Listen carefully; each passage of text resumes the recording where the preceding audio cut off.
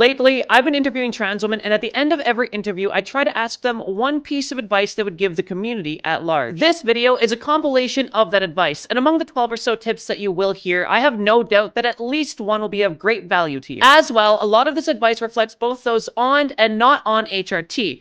I hope this helps. Enjoy the video. Well, my mental health isn't amazing. Even with all the disorders I do have, I still find ways to be happy with who I am. You're all valid and you all can be happy with who you are. No matter what anybody says, we're all very proud of you. What transphobic people think of you doesn't matter is a very difficult thing to learn. It's like one of the toughest challenges being trans. But once you do get over that hill, things don't get easier, but they do get better, if that makes any sense. Definitely try going for things online first, because that is the place where people will see you as your profile picture and the voice that you are showing. Or you could even go into a voice chat muted and just text, and they will see you as the person you prefer to be. If you aren't confident with your voice or your appearance, go into a Discord server and introduce yourself as a name that you've been thinking up, and just go from there. My first thing was Amino that I went and used my preferred name on, and everyone instantly saw me as a girl, and it felt really euphoric, and that's how I officially knew. You said you're working towards HRT, but you have some blocks in the way. That's financial and being in Texas. What is advice you would give other trans women in that situation? No matter how dark it seems, there is a rainbow on the other side. Every storm has a rainbow at the end. I think this is the better metaphor. It's a great metaphor. Any advice specific to having to wait for the HRT? Don't think of it as a if, think of it as an eventuality. Just, I'm eventually going to be on it. So that's honestly, to me, what has helped me get through this time where I'm not able to transition in the way I want to. That's helped me. I don't know how much it will help other people. I hope it does. Me too.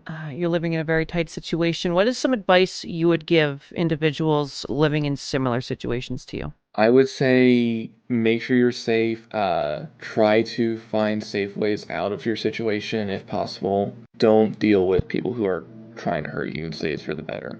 You know, as some people may say, but I think in general, what you want to do is identify the community as, what you make it, the circles around you, making strong bonds with your friends and just sharing all those, all the good moments and mutually helping each other while not also pulling anyone down, of course. My one piece of advice would be to recognize that something that's gender affirming might not always be you affirming.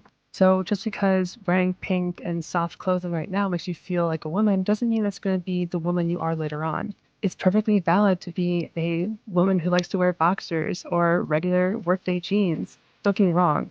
Wear that cute outfit, wear those pink colors, wear the soft clothing all you want right now, and embrace those emotions. But don't be afraid to look back and think, what parts of this that I'm doing are actually me, and what parts just felt really nice because they were gender affirming.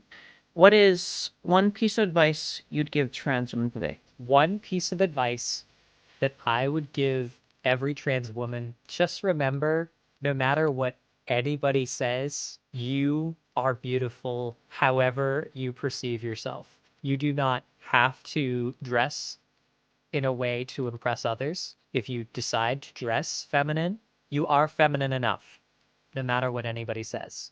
Trust your feelings about yourself over trusting other people's feelings about you. You know who you are more than anyone else does.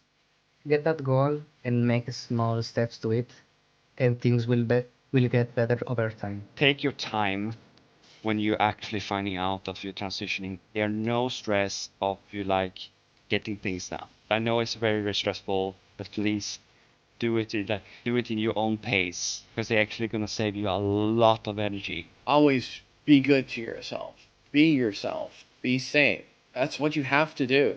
Well, hopefully, in maybe a decade or so, it'll be easier to be safe. But not beyond anything, the world is a decent place. There is some decent friends and family out there that you'll find.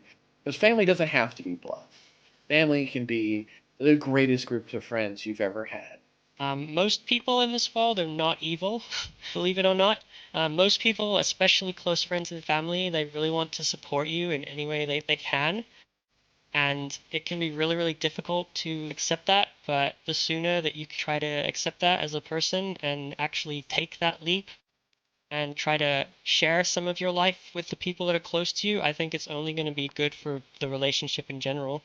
Thank you for watching to this point in the video. I want to close this off by giving you my piece of advice. Ultimately, you're doing this to make yourself happy. You can't live your life around making other people happy because, trust me, you will only become miserable. So surround yourself with people that will support you and do whatever it is, be it HRT or not, that's going to make you happy in the long run. Because if you aren't happy, you'll probably lose the people that you've been trying to keep around anyway, because those people will likely itemize you for their own self-image or their own selfish reasons. Those people that do stay are the people that truly did care about you to begin with. And if you find that there is really no one that did stay, then don't panic. There's a lot of people out there that will support you, and reach out to networks that you can ultimately find those people in.